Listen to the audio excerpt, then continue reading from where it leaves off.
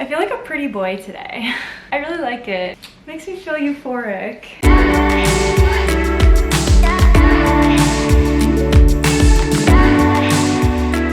What is up, my beautiful people? Welcome back to my channel. Ooh, I feel like my voice cracked a little bit there. My cat is trying to get my attention. Do you see her? She right there.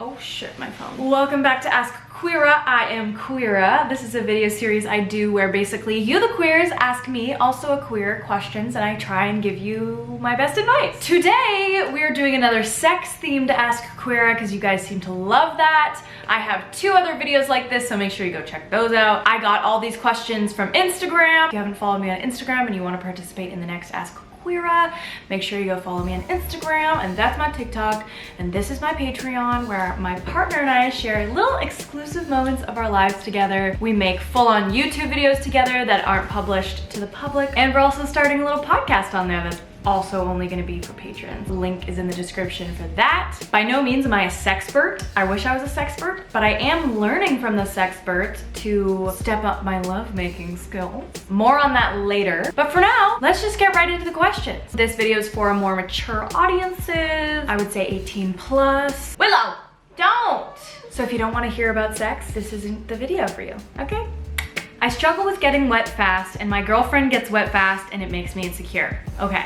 So, not everyone gets as wet as other people, even when they're turned on. That's why lube is such a wonderful thing. I feel like people don't talk about the importance of lube and like how everyone should have it if you're having sex, because it just like makes your life so much easier. Because like, you're not always gonna naturally be wet immediately or like wet enough for what you're doing. So lube is like really a godsend. But when you buy your lube, if you have a vagina, just make sure it's vagina safe and friendly. There's like silicone-based lubes, water-based lubes, and then like oil-based lubes. Even like natural lube, like I've heard you could use coconut oil. I'm gonna try that soon. I'm gonna try it out. Because right now I have a water-based lube, but the thing is, it like needs more water to activate it again. So it kind of like dries out a little bit quicker than like an oil-based lube. But anyways, go to your local sex shop, ask the person that works there. Don't feel bad because we all have different bodies. We're not all gonna perform the same. We're not all carbon copies of one another. So it's okay and it's normal that like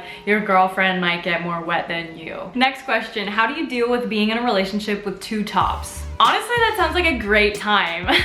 But I feel like when like 2 people are tops, they obviously have to be the receiver at some point, you know? Because then like no one's gonna be able to be a top. I feel like having 2 tops in a relationship is a good problem because you're both like willing to initiate stuff and you're both willing to like put in the work, put in the effort, and that's really positive. You have to compromise. You have to learn to be switches sometimes. If you say that you're a top or you say that you're a bottom, you don't have to stick to that, obviously, because like you're not gonna be able to like experience all the experiences that you can have when having sex. So, ooh, this is a really good question. How do I get over feminist guilt for watching porn? There are a lot of different types of porn that you can watch that aren't created from the male perspective, from the male gaze. I've actually found independent porn sites that are queer owned, women owned and run from the female gaze or the queer perspective. Those exist out there. And it's also better just like support the creator directly, the creator of the porn. But also remember that like the actors in adult films, if it's a professional setting,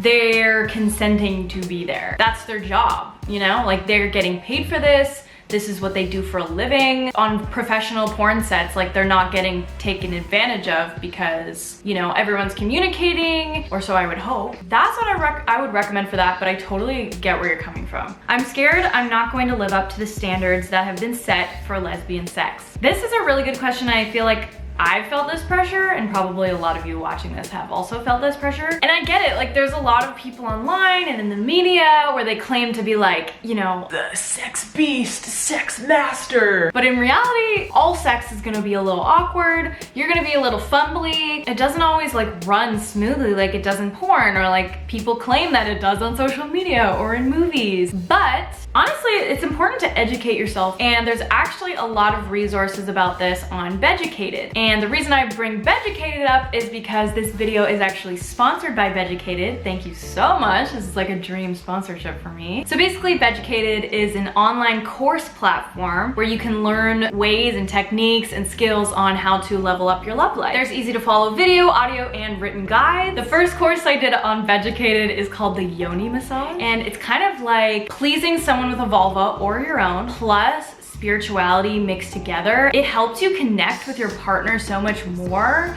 and so much deeper on like not even just a sexual level, but like an emotional level of intimacy and spiritual connection. You'll explore how breathing techniques, a full body massage, and teasing can lead to a heightened experience, heightened levels of pleasure and orgasm. And what I have applied so far into my own life has been absolutely profound. If you're interested in really getting to know what you can do to level up your lovemaking skills, you can actually get 65% off a year with my coupon code Keara in all caps. You can also try all the Beducated courses for free for 1 day, so you can like flip through them all, see how you like it. Join Beducated for only $9.99 a month, and that is an investment in your relationships and in your connection with yourself. And click the link in my description right now to get in on that offer. Highly recommend from a personal experience. The answer to that question is honestly, educate yourself as much as you can,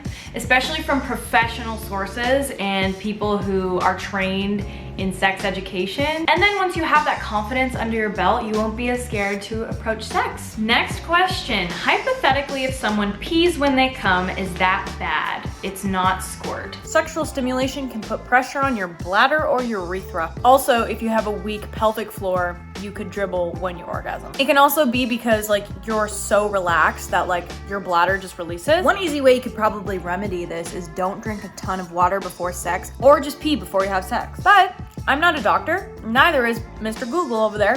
So if you're really concerned about it, please go to the doctor. You can ask them about anything and they will not judge you. Like, don't feel ashamed if this happened to you or your partner. Like, it happens. Next question. If I don't have the urge to masturbate, does it mean I'm asexual? No, absolutely not. Not everyone feels the urge to masturbate. And honestly, that's completely normal. I also feel like there's so much shame surrounding females masturbating for some reason. It's like either really hypersexualized or it's like frowned down upon, whereas males pleasuring themselves, it's more widely accepted in society for some reason.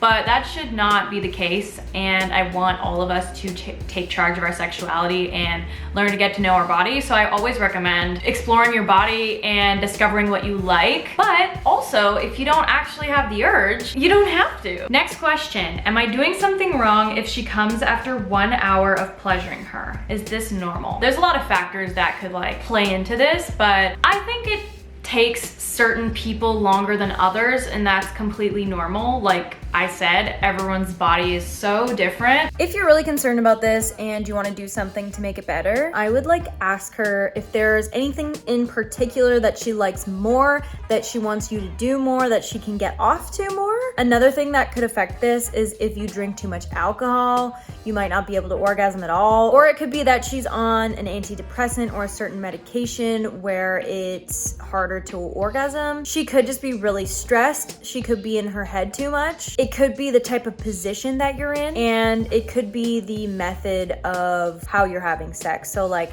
that's when you can come in and you can ask her if there's anything that you can do to help. So next question, can two virgins transmit STIs? It all depends on your definition of what a virgin is. If a virgin in your eyes means that these two people have not had any type of sexual experience, there would still be a possibility if they have like kissed someone or shared saliva, because you can transmit STIs through that. It's definitely a lower risk if both people have not had any type of sex, but the possibility is still there. But basically you can transmit STI through your vaginal fluid, through your saliva, through your blood, skin to skin contact, through your anus. Just to be completely safe, I would get tested before having sex with a new partner, regardless of whether they're a virgin or not. This is funny.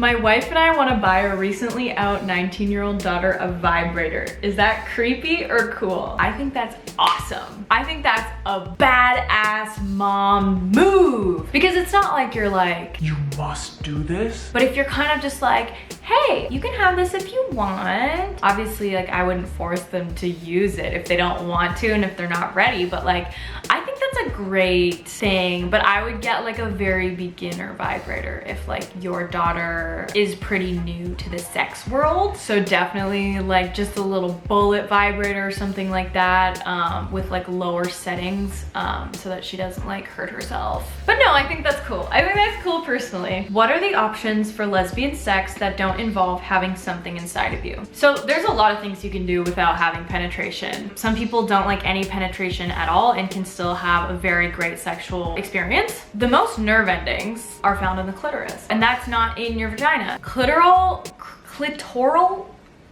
there's a lot of pleasure in the breast area. You can find a lot of pleasure in kind of just like tribbing or rubbing or like dry humping, whatever you want to call it. Butt play, oral just on the vulva without going inside. Like there's a lot of things you could do. And again, if you want to know like all the ways you can do that, I would check out the courses on Vegucated. Next question, how do I find the clit? I don't want to do something wrong, LOL. Okay, so for some vulva and vagina owners, the clit is like more hidden under the hood more, and you can't really visibly see it unless you like pull up the hood. And for some people, the clit is like pretty exposed. So like the clit is just above the vaginal opening. And again, you can learn about this on Vegucated, but I will give you a little rundown right now. So like if this is the vaginal opening, the clit is just at the top of that. And then this is where your hair starts. So it's kind of in between the vaginal opening, like, and then like the lips are right here.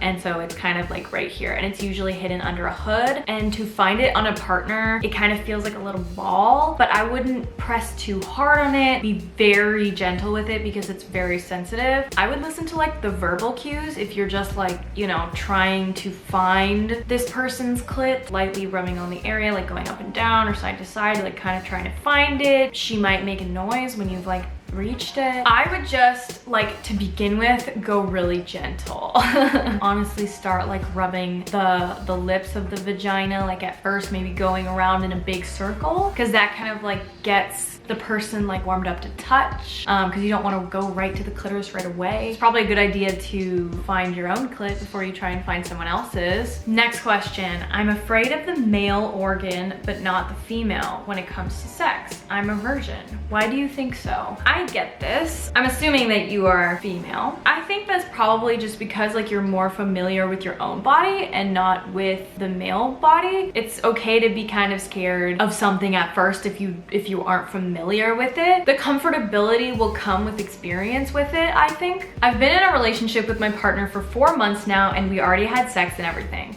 I have immense gender dysphoria when it comes to my boobs, so I never let her touch them. And if I say no, my girlfriend accepts everything. Don't get the wrong idea, she's perfect. It's just that I know that she likes my boobs and would want to touch them, and I feel kind of selfish. When I wear a top, she always tells me how beautiful I am and that she loves me the way I am. Another thing is that I kind of feel pressured when she asks me if I want to have a shower with her. I don't, because of my boobs again. I just feel so terrible in my body, and I don't know if it's okay to always say no, or if I should just let my partner do whatever they want. So it's good that you've had this conversation with her already. That's really mature of you. I think you should stick to your gut, stick to how you feel. You want to be comfortable when you're being intimate with your partner. If that means her not touching your boobs, that is completely a valid thing to ask of your partner, not to touch your boobs. Don't let her do whatever she wants, because you have to set boundaries for yourself. If something doesn't make you feel comfortable, you have to say something, and it sounds like you have been. I'm sure she loves you for who you are. Like, I'm sure you having a chest isn't the only reason she's dating you. Like, she loves you for a lot of other reasons other than that. That shouldn't even be like a deciding factor whether like she wants to have sex with you or, you know, likes your body. If you are ever uncomfortable with anything, do not do it, and tell your partner you don't want to do it, okay? Kind of a strange one, but when I first had sex with my partner, female and non-binary, they struggled a lot with dysphoria in the bedroom, and they don't like sex because they don't feel masculine or feminine, though there are times they love it and have fun.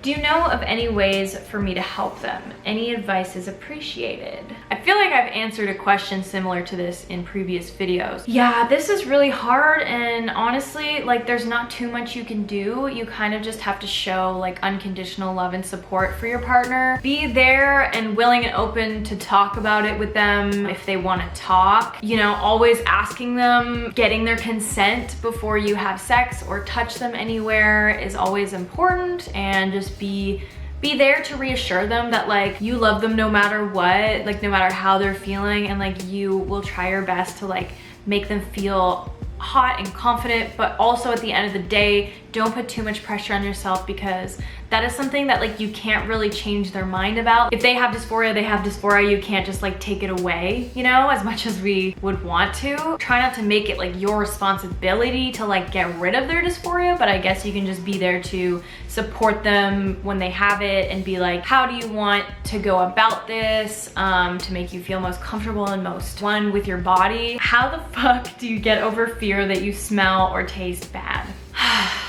I relate to this so much. No one's vagina smells like roses. You just kind of have to accept that like vaginas just smell and taste like that. And like everyone's does. I would just first of all make sure that like you're not smelling or tasting bad, like out of the ordinary, like, because if so, it could be a sign of an STI or a bacterial infection. But if that's just the way like your vagina smells and tastes, like that's normal. Like everyone has like a sort of a smell, like it's not odorless. It does smell kind of like, I don't know how to describe it. To me, it smells comforting. But I can't really describe that into words. Like, it might taste a bit salty, like that's normal. Obviously, like people's smell and taste vary depending on the person and like their diet and their body, but no one's vagina smells like roses. And if your vagina smells like roses, that is not good. That is not healthy. But I get this. I totally get this. And like in the past, I've been scared for partners to go down on me because I'm like, oh, I feel bad. Like I feel like I taste bad and like they're gonna like, you know, go away. But the person you're having sex with, I feel like, is just gonna wanna like pleasure you and focus on like that and not focusing on like the taste or the smell. They are, you know, going down on you because they want to make you feel good. Last question. Should I eat the liquid when my girlfriend comes? It's completely safe to swallow. I feel like it might make your partner feel bad if you go and spit it out. But it's also not enough that it's like as much as when a penis ejaculates. Like it's not that much liquid as much as that. There isn't that much to like physically swallow. It kind of just like gets in your mouth and like that's it. But yeah, I would not go and spit it out right afterwards because that's kind of disrespectful. I've had people do that to me and it feels shitty. Feels super shitty. One of my ex-boyfriends literally was going down on me and then went and washed his mouth out and brushed his teeth. It felt really, really fucked up. So if you're watching this right now, don't do that. Those are all the questions I'm gonna be answering today. Thank you again, Beducated, for sponsoring this video. If you want to take your love life to the next level or just like get closer to yourself or educate yourself, and all the information comes from Sexperts.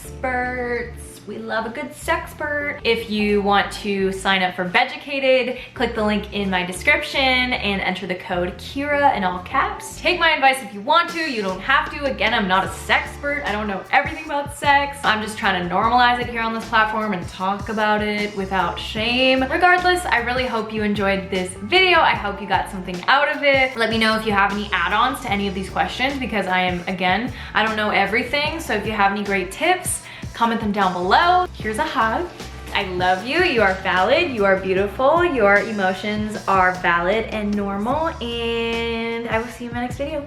Mwah. Love you.